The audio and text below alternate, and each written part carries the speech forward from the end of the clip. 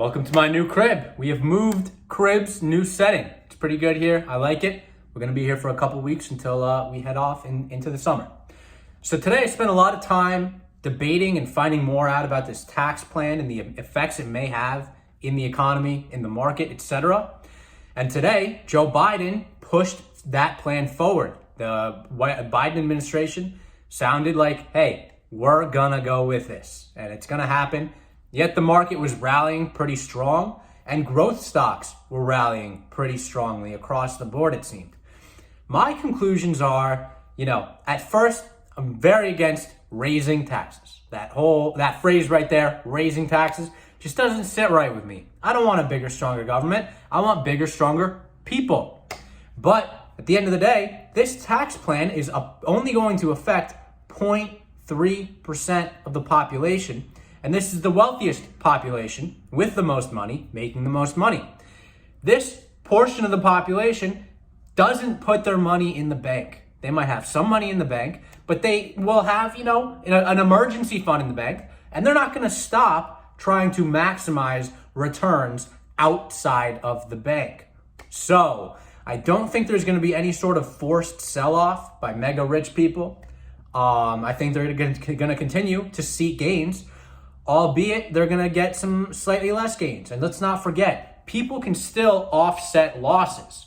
So, I've been grappling with this idea that, if you increase taxes, it decreases the potential reward, which forces people to adjust their risk analysis. But I don't know if this is necessarily true because they can still write off losses and take losses. And then if they take losses, they pay less in tax. And it essentially offsets itself. So, I'm kind of getting for this tax proposal under the assumption that it is a temporary proposal given the current circumstances. There's no question the economy has recovered pretty strongly, and it could have been a lot worse. We can't doubt that. It really could have been a lot worse. And what has made it not be that bad is the ability for companies to raise debt in times of need when everything seemed to stop, the stimulus given to the people, and other stimulative measures. Now, we probably have a little bit more to go, and there is a counter case that I'm going to present in a second, but a little more stimulus couldn't hurt, especially for things like dams. There are boats that travel on these dams, and some of them have to wait at these dams for hours and hours and hours because these dams were built 100 years ago and are old. That's not good. That hurts global trade. So if we can increase the efficiency of these dams, renovate these dams, we're going to get more ships through. We're going to make more money as a country, and the tax plan is going to pay for itself over time. So maybe we need some sort of, boost to the revenue to make this happen to some extent. Let's not forget, a lot of these proposals, the dams, Trump had proposed and would probably be done regardless of whether or not, who's president. So this is a bipartisan issue. There are both Republicans and Democrats on both sides of the aisle who support it. There are certainly parts of it that make absolute sense. Things like dams. Dams make absolute sense. It's time we upgrade our dams. There are other parts of it which I'm not going to get into. But tax increase on 0.3% of the population, that doesn't seem like it's going to affect the economy or impact the market significantly. That is going to grow the economy and potential GDP. It will grow potential GDP. That's what matters. Good idea, it seems. So we'll be doing that.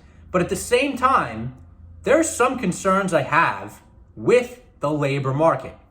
So last week, I listen to CNBC a lot. Last week, I heard from several CEOs saying, we're giving people massive bonuses to stay for an extended period of time. Anecdotally, I have been seeing for a very long time more for hire signs at restaurants than normal. In addition, I worked at a farm. The head of the farm said, this is crazy. Like, nobody wants to come work for me. I was working there because I wasn't getting the stimulus or unemployment or anything. So I took it. But he was having problems hiring other people. I know plenty of rich people with daddies that are exploiting that thing. That's just the way it is. So at some point, we got to put the brakes on that stuff. And if we're going to have this infrastructure plan, which I'm cool with, and I think everyone should be cool with, honestly, not the $2 trillion, somewhere in the middle, the important stuff, the dams, the bridges, the roads, the lead pipes, that stuff. If we're going to have that, it's going to require a lot of workers. We can't have the price of labor skyrocket like crazy. That's going to cause ridiculous inflation. We got to cut that free money unemployment benefits. It's time for people to get out there. I honestly, call me privileged, call me whatever you want. I hustle like a motherfucker. I'm doing Uber Eats.